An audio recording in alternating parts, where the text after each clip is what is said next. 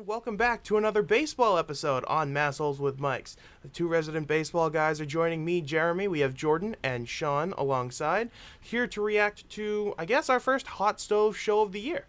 These could be sporadic. We don't really know how it's going to develop. Obviously, hot stove is a thing that kind of comes and goes. Baseball free agency, one of typically the longer periods of any sport when it comes to signing new players and adding players to the rosters. So we are going to get into that as it relates to the Red Sox. We have a bunch of topics that we want to get to, but obviously the last baseball show that we did was the recap of the 2021 season. We were kind of previewing the ALCS at the time. We wanted to see if they could get past the Astros. Obviously that didn't come to fruition. They lost in 6 games in Houston, but I did want to get your guys' thoughts on the overall season. Now that we've had a couple of weeks kind of detox, look back on it. Braves obviously having won the World Series over the Astros. What are your guys' overall takeaways from the season? And Sean, I'm going to let you start here. It's really interesting. We talked a lot throughout the year about expectations. Like that was the theme for this team. First, it was we have incredibly low expectations. This team is supposed to be a bridge team. Maybe like upper 90 percentile performance would be an 85 win team. And then that midway through the season at 90 games, they're 20 games over 500. Well in their control in the AL East. And now it seems like, it's like this team isn't just a playoff team. They might be a World Series team. And then they collapse. And then there was kind of this up and down. So it was really odd to me, but in a really enjoyable way. I think this team was a lot of fun. It was just a blast to finally watch, meaningful and watchable baseball again. I think that overall this team was a lot it was a good experience, and I think it's a good sign that what Chaim Bloom is doing and what the front office is doing is working, because you piece together a 90-win team, you rebuild the farm system, and now you've got plenty of money, not plenty of money, but you got enough money to spend in the next few years that you can start to really feel out maybe the beginnings of a strong core moving forward. And we'll definitely get to free agency and stuff. There are a lot of decisions that Bloom has to make. Obviously, one decision that's already been made for him was a certain opt-in that we will get to later, kind of have this salary almost. He's still got something to work with, but not as much as I think he would have liked. Jordan, your final thoughts from the 2021 Red Sox? Yeah, it was just a roller coaster, I remember in the beginning of the season, they lost those first 3 to Baltimore. Everyone, the sky was falling, even just discounting the fact that I think we all said it. 3 games could not be a smaller dent in a 162 game season. But anyway, then they went on that massive tear to win 11 straight right after that. They were one of the best teams in baseball through June, and then they completely just died in the second half. For the most part. Then they had the COVID outbreak, and it was this is how they're going to end up missing the playoffs. They built themselves a nice lead where all they had to do was stabilize, and now they can't even do that because every day there's 1 or 2 different people going on the COVID list. They ended up somehow managing to, I believe they went above 500 during the stretch between their first COVID case, which was, I believe, Kike and Christian Arroyo, and the very last one, which I believe was Phillips Valdez or Danny Santana, one of those two. They ended up going above 500. They made the playoffs, and then just steamrolling over Garrett Cole, just breezing through the Rays after. I mean, I shouldn't say breezing through. They had to walk off 2 games, but they won in 4 games against the Rays. They were a roughly top 10 pitching staff in the league, which was a major area of concern without Chris Sale for much of the season. They were borderline top 5 when he came back. Their bullpen was very, very shaky at times. Hansel Robles became the bullpen ace in the second half, which again I said when we previewed the Astro series. If I told you that the 2 best relievers in the Red Sox bullpen in September would be Garrett Whitlock and Hansel Robles, you would have probably slapped me in the face and told me to wake up. I would have died. I would have asked who they were. Yeah. I could not be happier with the direction of this team. I think they're going to be great maybe they'll take a slight step back next year just because the rest of the AL East will get better, but they're in a really good place right now where next year, 2023 and so on, they should be in a very good position to at least be competitive, but I would say more so from 2023 beyond, build a true World Series contender year in and year out. I mean, I thought first of all, what you guys said, roller coaster, absolutely correct.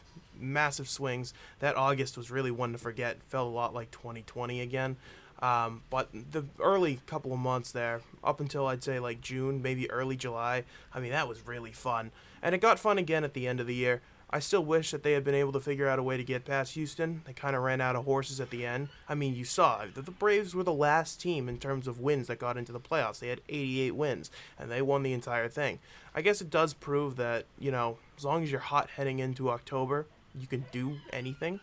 But I'm happy the Braves won it over both Houston and LA because that was pretty funny. It just leaves a semi-sour taste in my mouth for wanting more from this team because I thought that they could achieve more, especially because I know Atlanta was hot and I get that, but I mean the meme team in the World Series, could you imagine? Like they could have made some noise. I have absolute confidence in that. That was the matchup nobody wanted. Nobody wanted Red Sox Braves. It's like, I know they're two historic franchises, but they were both wild card teams.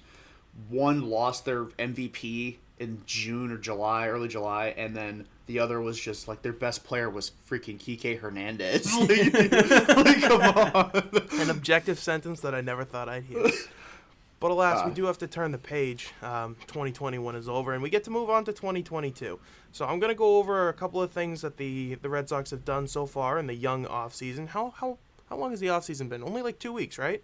Yeah. The World Series ended like November 1st, November 2nd, something like that? Yeah, so about 10 days. Yeah.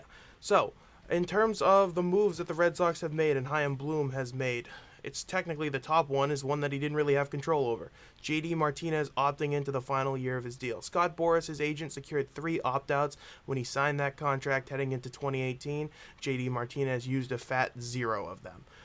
They extended a qualifying offer to Eduardo Rodriguez. Apparently a lot of teams are interested in him, which I kind of found not shocking, but intriguing, I guess. The Angels, I saw, was named as Detroit, a possible too. destination. Yeah, they're trying to offer him multi-year deals, as are the Red Sox. Apparently, they've offered him a multi-year contract as well. Obviously, Bloom has said that there's a lot of interest with Kyle Schwarber and a reunion there. Options that have been declined, Garrett Richards and Martin Perez. See you later. Goodbye. I know that Jordan is kind of a Garrett Richards fan, especially at the end, but I mean, I think we can all universally agree if Martin Perez never steps foot on a Boston Diamond again, we will not lose any sleep over it. Yeah. In terms of an option that was picked up, Christian Vasquez will be around for another year. His option was exercised, and then they claimed Sean's favorite Tim McCastro off of the Yankees waiver wire. Let's go. These are, I guess, the main points. I don't know if you guys can think of any other minor moves that they've made that I couldn't think of, but I off think the that's top every of my move they've head, made. those were the big ones. Yeah, exactly. I think that's every single one they've made, yeah. Yeah. So that begs the question we have They to brought get back into. Franchi. Oh, that's a good point. That's true. That's true. All right, they also brought back Franchy Cordero. I kind of wish that for The franchise, baby. All right, to bring it over to the big move, I've hinted at it a couple of times now. JD Martinez opting into the final year of his contract. Do you guys like it? Do you guys not like it? What are your thoughts? Jordan, I'm going to let you lead on this one. A lot of people are mad, and I mean, I guess to a point I get it. He was terrible in 2020, and then after a red-hot April, he was really average from May through August. He was pretty good in September, and then obviously he was awesome in October, but I love the fact he's back. I mean, it's $19 million. That's a pretty decent amount of money for a DH.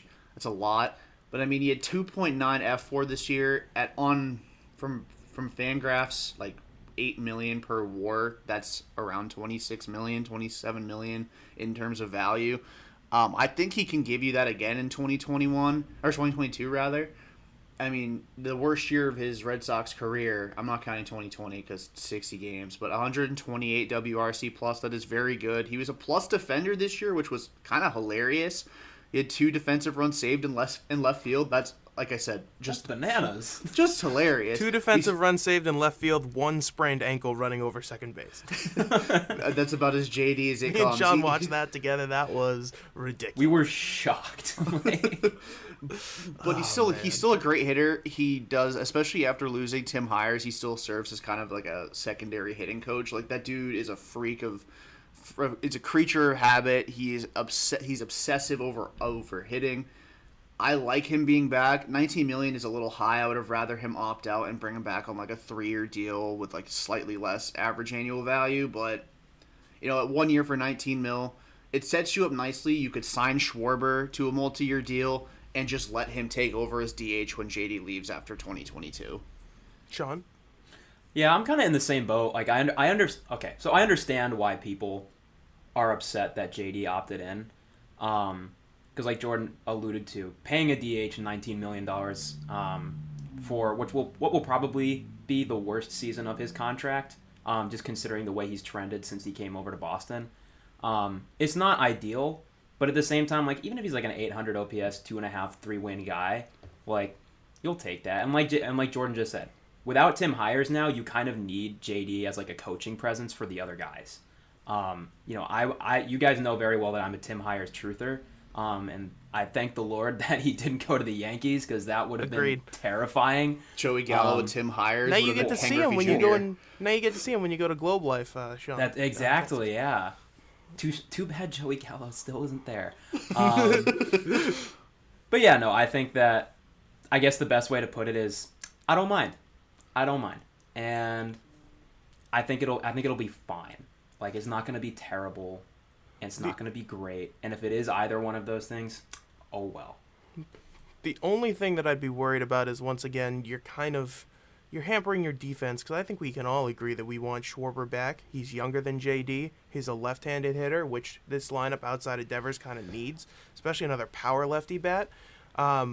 I don't like the idea of having another logjam, because it really felt like some guys were playing out of their comfort zones a lot, even though Schwarber did admirably at first base. Bottom line is I think you would rather have a very above-average defender at first base, especially in the postseason. And you had to fit Schwarber in there somewhere, and first base was the place to put him. So I do hope that they bring back Schwarber. I'm a little bit annoyed that JD opted in, but in terms of from his perspective, I don't know why you wouldn't, especially with the looming labor talks. It sounds like it's going to be an all-out war, which... shocker. Nobody could have seen that coming.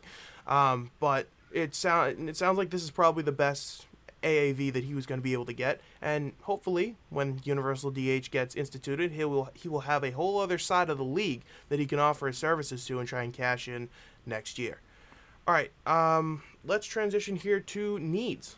So, Sox, obviously, I think showed a lot of holes, especially down the stretch. Those last 3 games against Houston really kind of highlighted their flaws and their inability to, A, push runners across, and B, have dependable bullpen arms. But I'm interested to see what you guys think, what the biggest need, or biggest needs, plural, are on this team. Sean, you can go right ahead. So, Jordan mentioned it earlier that the Red Sox starting pitching staff, a lot of people have mentioned on Twitter that the Red Sox need to go after a starter, which I agree. But the Red Sox starting pitching was like a borderline top 10 staff through most of the year, and then when you get Chris Sale back, and then next year you're going to have Tanner Houck, hopefully with a well-developed third pitch. I do have a question on that. Do you guys think Garrett Whitlock will be transitioning to the rotation, or are the Sox going to keep him in the bullpen? What do you guys think? I hope not. I would rather him in the bullpen. I would rather them go after like a back-end arm in the offseason here, even if it's just someone to eat innings. Like, it doesn't have to be a world beater. But just get someone that can give you a little bit of last time we said that, we ended up with Martin Perez, Sean. Maybe we well, want to do that again. Maybe we get a little bit luckier this time. But yeah, no. So to get back to the original point, though. Second base. There are a number of ways that you can address second base. But you cannot let Christian Arroyo be your starting second baseman on opening day. It just that can't happen. Like, I love Christian Arroyo. He had some great moments in the postseason, but he was hot dog water for 90% of it. Like, you can't. There are so many options available to you. You can go get an outfielder and move Kike into second base. You can go get a shortstop and move Xander to second base, and we'll get to all those options later. Yep. But at the end of the day, you cannot let Christian Arroyo start at second base. If he's starting at second base on opening day, then something has gone seriously wrong. And it's not really an indictment on Arroyo, because he's kind of a spunky little player. It's just not. It's not the option, especially when you're the Red Sox. Like, he's a clear. Yeah. If there's any clear upgrade on this roster on the diamond itself, to me, I agree. It's either first base or second base, and I would lean second base only because if you have Schwarber back at first, I mean, that's pretty respectable. I can deal with that. Jordan, biggest need on this team? It's second base. I second/shortstop because I'm saying this with the idea that if you get a shortstop, Bogarts is your second baseman, so you're figuring out both positions. You need to improve with your infield defense one way or another. Devers and Bogarts cannot be on the same side of the infield next year. My You mean with number their one, negative range? they're just it's horrible, man. The only shortstop in terms of outs above average that's been worse than Bogarts since that stat became a thing is Didi Gregorius. That's the only shortstop worse. That's the only shortstop that is worse than Xander Bogarts. Not to mention he is already well on his way to surpassing Jeter. I know he didn't have most of his career in the defensive run saved era, but he's well on his way to passing Jeter in terms of poor shortstop play in terms of defensive. I don't like where this is trending.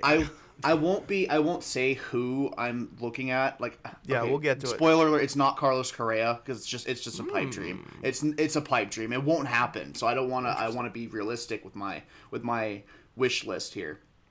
But you need to improve your defense on the infield one way or another. As bad as Renfroe looked at times, your outfield defense with Verdugo in left, Kike in center, and Renfroe in right was very good. It was very good.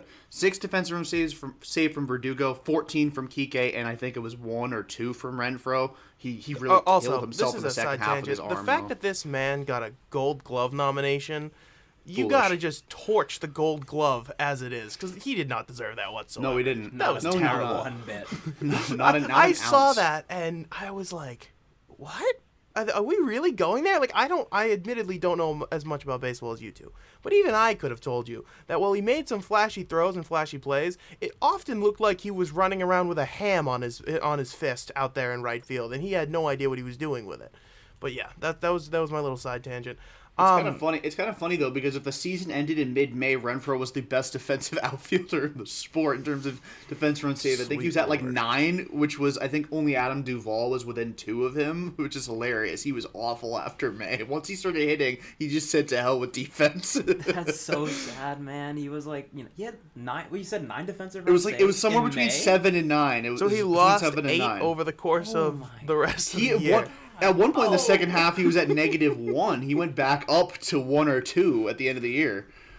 I knew he regressed. I didn't know it was that bad. I remember there was a tweet because I remember I used to get going back and forth with Matt McCarthy from 98.5 on Twitter, who was talking about how bad Renfroe had been, and I was like, he's the best defensive player in baseball this year by defensive runs saved. This was in the beginning of May.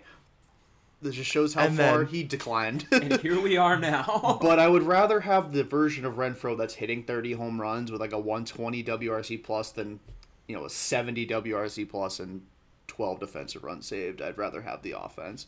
Yeah. I mean, he didn't really show it in the postseason, so you really got neither one of them. No, he didn't. Except for the luckiest play of all time off the back wall. That was the only thing that you got from him. Calculated. It was calculated. Yeah, he absolutely meant to do it. All right.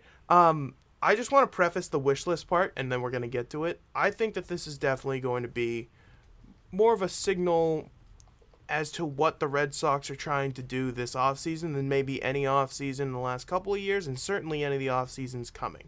Only because they are now out of the tax problem. They can go spend over the luxury tax if they want. The question is, will they? And I want them to, because you're the Boston freaking Red Sox. And at a certain point, you're going to get out of the JD contract next year. You can offload some of your other contracts if you need to, but you still have to make room for the Devers extension, which Price is the off key. the books after this year, too, after 2022. There you go. Okay, I wasn't actually sure on that. I was going to ask you guys, but thank you for that. I just think that you have to spend. I understand that he wants to run this like Tampa Bay to an extent, and it has worked. Renfroe, great signing. Robles, as much as I crapped on him for being an arsonist, turned out to be not terrible. Other guys that he's signed, Kike, I mean that was looking like a steal more and more. But at the end of the day, you're Tampa Bay with cash. And I want you to spend said cash. Instead of having to go and punt on your best players, go and invest and go and get some of the top players on the market and re-sign your studs. Rafael Devers. All right, with that being said, here we are, wish list time. What do you guys have? And I'm going to say, I want to do this 5-1, and you guys will switch off. So, Jordan, you can start. Who's your number 5 player that you want on this team come next year?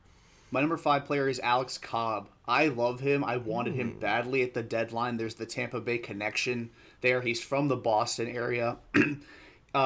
based on volume alone, 2013 and 14 are probably better seasons. But other than that, this was the best year of his career. I know he missed a lot of time because he had like a blister issue at one point, and I think he had a calf strain at some point. But he was awesome when he was on the field. He made 18 starts for the Angels. He had a career year in strikeouts.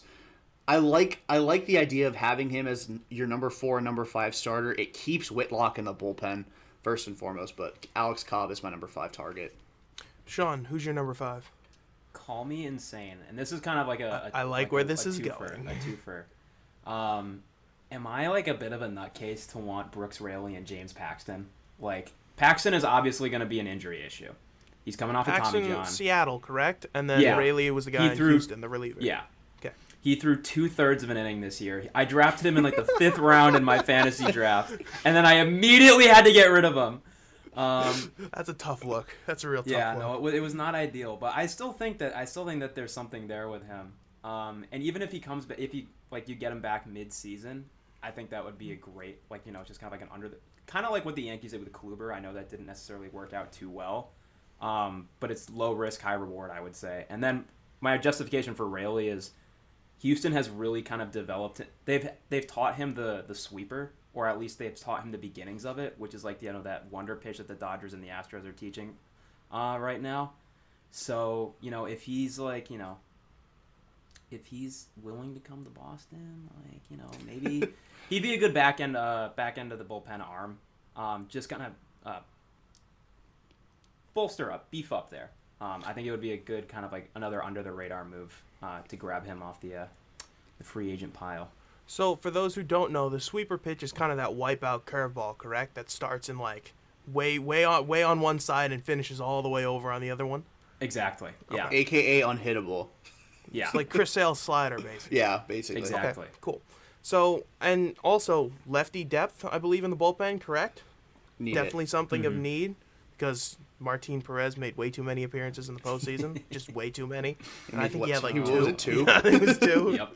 Way too many. And they were both terrible. I mean, he got double play in the first one, but the second one, no. Don't justify it.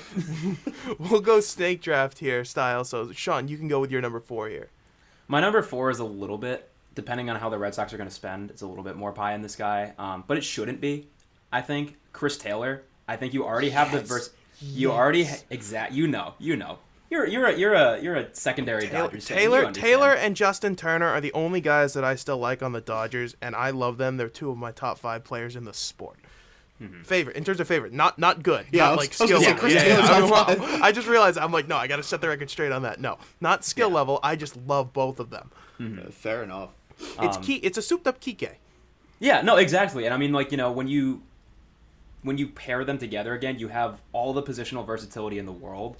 Was an above-average defender at every position he played last year, other than third base, and with Devers there, you don't really need to worry about that. He had 0 or 1 outs above average at every position. Shortstop, second base, outfield, you name it. He was perfectly average. And he's an above-average hitter, both by expected stats and just by his genuine results. It doesn't hurt to bring in a guy who's... I'm not a big believer in, postseason experience, but he's got the postseason experience. He's been with the Dodgers for ages now. I think it couldn't hurt at all, and it helps you address your second base issue. There's no reason not to. All right. I like what you're giving me here with Chris Taylor. I'm a big fan. So, Jordan, who's your number 4? It was going to be Joely Rodriguez, but the Yankees brought him back last night. He was literally on my list, and I went, well, damn, I got to change that. I can't put him on there. So I'm going for a lefty reliever that is a little bit better. I shouldn't say a little bit better. He's definitely better. The only issue is he's going to cost a lot more money, probably, and that is Andrew Chafin. He has been awesome for most of his career outside of 2020. Again, it was only 9 2/3 innings, so that's, 9 2/3 innings. But he's been a very, very productive reliever for a while. Ever since 2015, his worst season in terms of FIP was 3.39, and that was 2017. Last year, he did have a little bit of luck with home runs in terms of the sense that it was 0.52 per 9 innings. His expected FIP was 4. That was a career low. But the issue here is I think the Red Sox needed somebody to replace Darwin's and Hernandez, I love him, but that man's command has not gotten much better over the course of his major league career. Give him some time in the minors. It has probably gotten worse, especially when it comes to just timely outs. You can't put him in a jam against a lefty because we saw it. Hits Anthony Rizzo, grand slam to Giancarlo Stanton because he can't face righties. And that thing may still not have landed. I don't think it has, but Andrew that Chafin, was an absolute missile. I thought the season was over at that Me too. point. I Me was too. like, it's done. It's done. That's the Me dagger. too. Chafin was doesn't such a walk killer. guys. That's the big thing. He's not going to be the strikeout guy he was during the spider tack era, I doubt, but he doesn't walk guys. That's huge. All right, wrap around. Jordan, you're number 3. My number 3 guy, I'm really. I mean, it's not a free agent. I want to trade for Ketel Marte. I don't think he'll be as expensive as his performance probably should make him. He's been an outfielder. He's not great in the outfield. He wants to go back to second base. He thinks the outfield's what's contributed to his injuries. Second base, you say? Exactly. He is a great hitter. He's a fantastic hitter, switch hitter.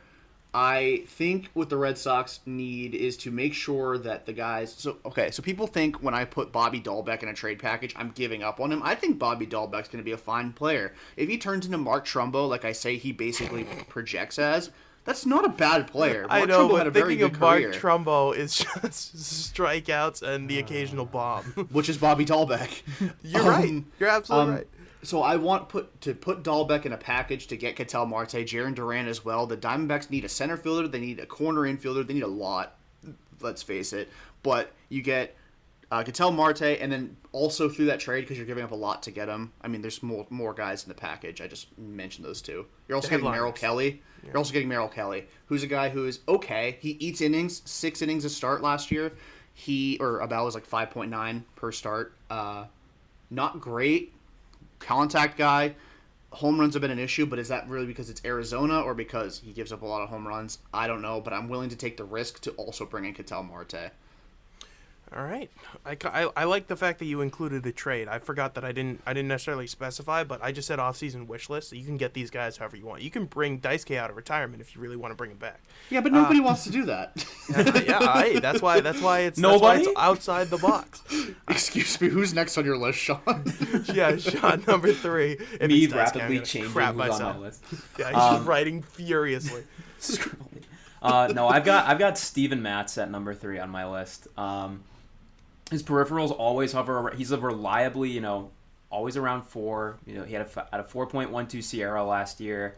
Perfect back end of the rotation guy. He is just like steady. Like he's gonna be like a better version of Drew Pomeranz, I would say. Not like 2017. Wade Miley is ish. Yeah, I would say so actually.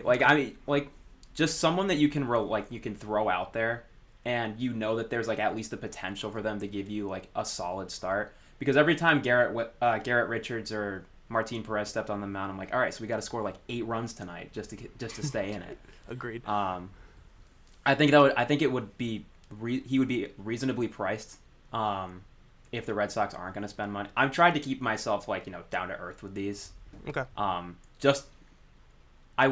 gonna give Bloom the benefit of the doubt, but I'm hedging right now with these. No, I get it because I also think that he's gonna kind of nickel and dime free agents this year, and I don't know whether it's going to be a directive from management, from John Henry saying don't go over the CBT threshold, in which case I think it's a mistake, but also is kind of what he's used to.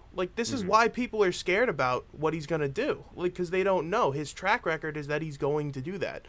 The one thing that I would say about Matz that does concern me is I kind of want another righty starter that you can kind of put with him. I know Houck is coming along very nicely. This Red Sox rotation in recent years has just been dominated by lefties. You had Price, you still have Sale, Erod is still hanging around, technically speaking. He hasn't signed with another team yet.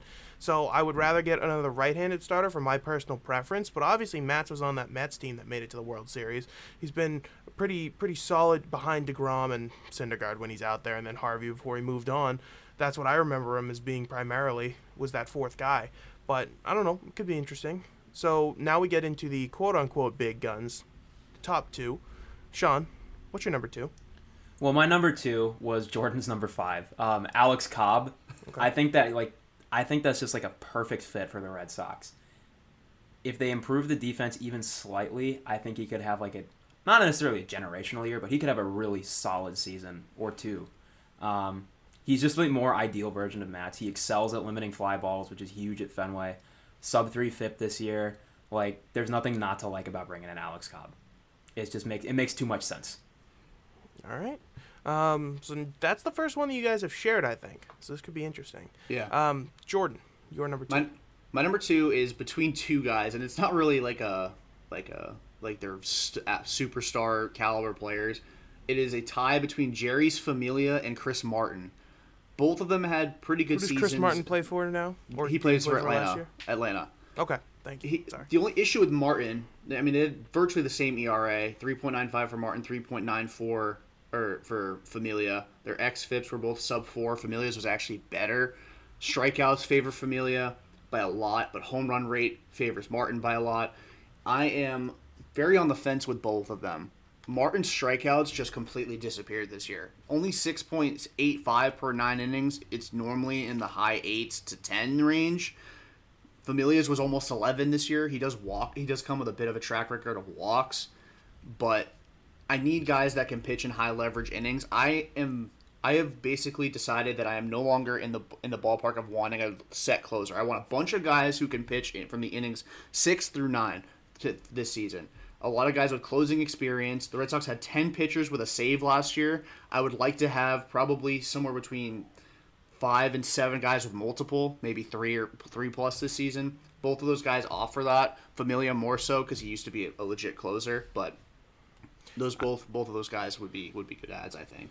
I'm still not on the train of you don't need a closer. I still want one. I think Matt Barnes performed admirably up until he completely he got his lips ripped off multiple times and it was never the same. George Springer ruined his old college buddies season by hitting that home run. If it's going to be Barnes, if it's going to be Whitlock, I think I'd like one of them as closer or you sign one because I think that it's still important to have certain guys. I think I would always like a guy that knows his role where it's you come in, you shut the door, because it does take a certain type of mentality to be the guy that's like, nobody's warming up behind me. This is my moment, and if I screw up, I am porked. Like I should rephrase. When I say set closer, I don't mean like you have no clue who's closing. Like you have a primary closer, but you have a bunch of guys you're comfortable with going to in the 9th inning. I don't mean like 2019 where is it Workman, Barnes, or Brazier tonight? Who the hell is closing? Well, Workman just pitched the 6th inning, so it leaves 2. Wait a second. Barnes is pitching in the 7th, and the heart of the order's due up in the 9th. Ryan Brazier's closing tonight? No, I want there to be like three to 4 guys you're comfortable with pitching in the 9th inning. Versus Barnes got to be at the level where it's 1, and then you had nobody. I mean Whitlock, but I was gonna say you guys ain't rocking with Ryan Brazier as the set closer. It's a good point. I can't believe we overlooked that. It was so obvious. Austin Davis truthers, where you at? I'm an Austin Davis truther, but Lord have mercy if that guy ever pitches the 9th inning in a meaningful game. I agree. Giancarlo Stanton says hello. All right, Jordan. Who's atop your wish list? Trevor Story. That dude had a down year this year offensively in Colorado. I don't know if it necessarily had to do with just him not wanting to be there anymore. If it was the juiced balls, I personally think he just didn't want to be in Colorado anymore. And who can blame him? That organization is a dumpster fire, but he's an elite defensive short. Rocktober, baby. They'll be lucky to see that before like 2035 at this point. But he's a great defensive shortstop. Spot Track has his market value at $29.8 million. I think that's a bold-faced lie. They have him as his market value is higher than Correa's. I think that's a lie. I've seen his market be as low in terms of just reporting, somewhere between 18 and 22 million. If he's in that market, that's a no-brainer. You put him at shortstop. By virtue of having a good defensive shortstop, Devers will improve defensively, and you get Bogarts to second base, where I think he is much better suited as an infielder. Personally, I think he may be destined for the outfield at some point, but at second base, it's worth at least experimenting with after we saw how well Marcus Semien improved defensively when he moved from shortstop to second base. I would love to see that work out. All right. Sean, who's at the top of your list? Well, I was not aware that Reports were putting Trevor Story's value at 18 to 22 million. Yeah, I saw one. I don't remember who it was, but it was verified. They were on MLB Network Radio, so it's not like it's some jabroni. It was Yeah, like, no, it was it's like 3 years, 54 million or somewhere like that. 54 to 60. I'd do that in That's a what heartbeat. Are you that's what kidding me? Erod was just extended. Yeah. Good God. No, I would. If that was the case, if that's Story's market, 100% Story is my top guy.